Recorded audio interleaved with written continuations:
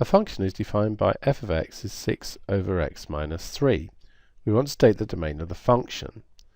Well, what we can't have is the denominator being 0. Any other value of x would be fine.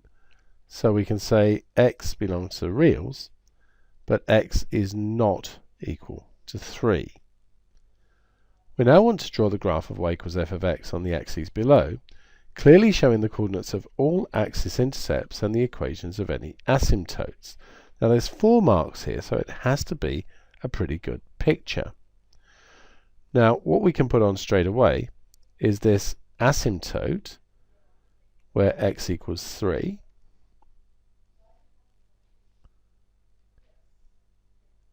Now remember, this is a transformation of 1 over x, and it's not been moved vertically at all, and therefore the x-axis will also be an asymptote, and that's y equals 0. Now, since we want to make a pretty good job of this, and it's 4 marks, so we've got 4 minutes if you work on a minute per mark. So what we can do is just put in our function here. So we've got 6 over x minus 3. And what I want is a table.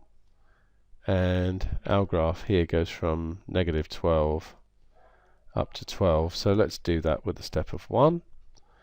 And these values down here, we can just see that it's just heading towards the asymptote along those.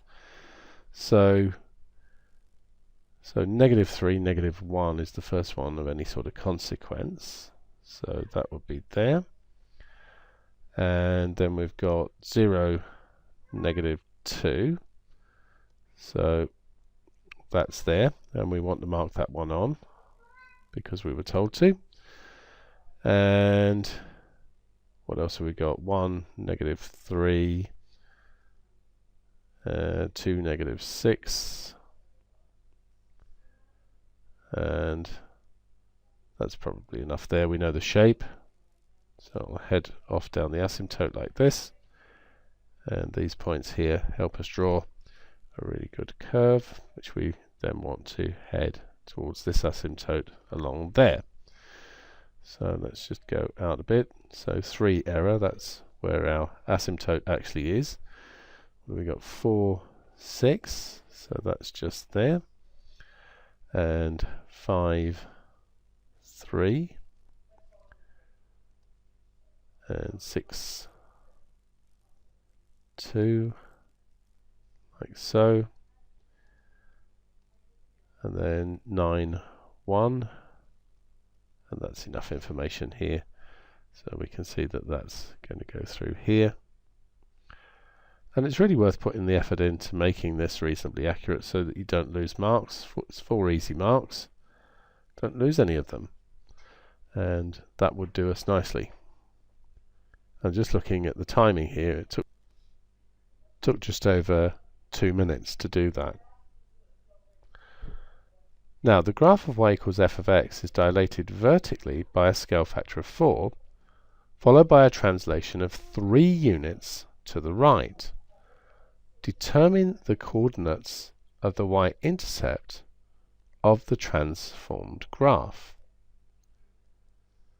Well, I think here, rather than working with the graph, we're better off looking at the actual function. So we've got 6 over x minus 3. So if we do vertical dilation,